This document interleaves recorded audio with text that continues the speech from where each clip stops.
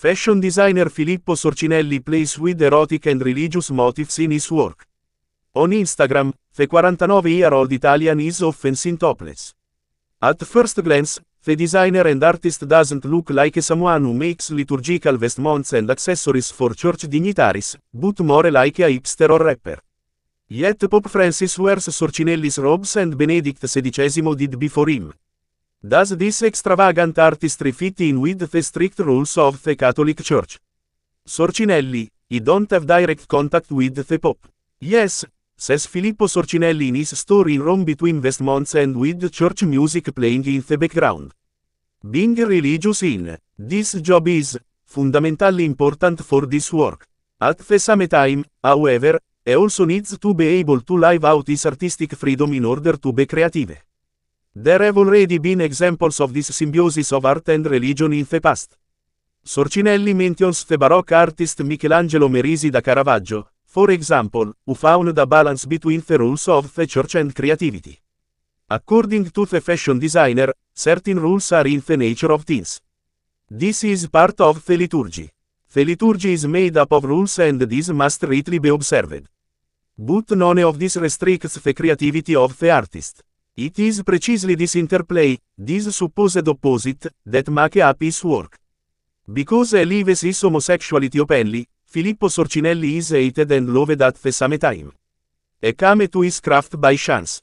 He don't have any direct contact with the Pope, Sorcinelli reveals in an interview with the Tageanzeiger magazine. He has to submit his ideas and the vestments to a commission in the Pope's office for liturgical celebrations. The Pope's team provides him with the measurements, after which a vestment goes back and forth several times.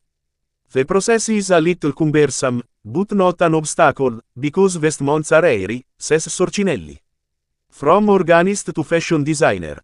In 2001, Filippo Sorcinelli founded the label Loves, Latin for praise, for the production of sacred vestments and accessories for the Catholic liturgy. The designer not only sells all kinds of chasubles.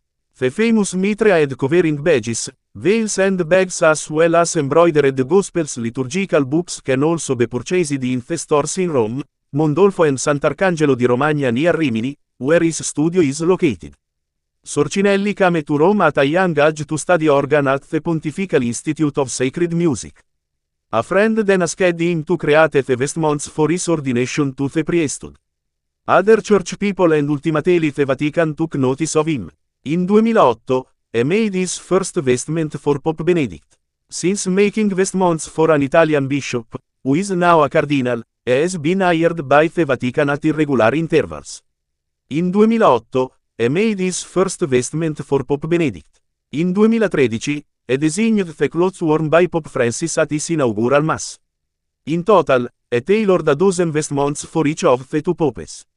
Sorcinelli's store in Rome is located close to his most famous customer. In the Borgo district in a side street of the famous Via della Conciliazione, which leads to St. Peter's Square, he almost overlooks the Apostolic Palace. In the store, the colorful vestments embroidered with symbols immediately catch the eye. Between crucifixes and pictures of Jesus stand Sorcinelli, whose appearance bald head, beard, black clothes, tattoos you wouldn't expect to see here. He is not the only designer to dress the Pope. Filippo Sorcinelli is modest despite having the Pontiff as a client.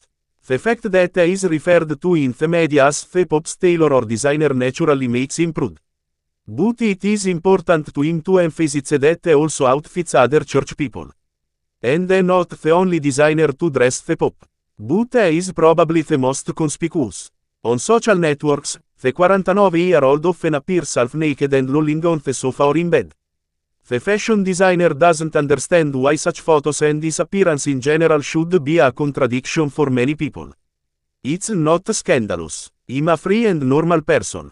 There are many tattooed priests, for example. He has never received any negative reactions from the Vatican. In 2013, however, an anonymous letter was sent to the media, Sorcinelli reveals in the Tageanzeiger magazine. He was outed presumably by a competitor who wanted to get me out of the way. He achieved the opposite. After a break, he resumed my work. Incense fragrance as a box office hit. Filippo Sorcinelli has also been creating perfume for several years.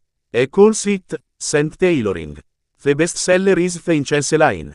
Initially intended as a recognition feature, the demand among his customers for a fragrance was high, as he explained in his perfume store next door. Sorcinelli used to spray his clothes with the incense fragrance before selling and shipping them. He now has 8 collections. His fragrances are called Ec Dies, Latin for this day, or Tu es Petrus, you are Peter. Part of the job of a papal tailor is to dress popes for their final journey. After the death of Benedict XVI, his body was laid out in public in St. Peter's Basilica. Filippo Sorcinelli made the white mitre with the gold trim that Joseph Ratzinger wore when he was laid out. The tailor wanted to greet Lang THS according to him, a pope remained closely associated with the vestments in the memory of the faithful.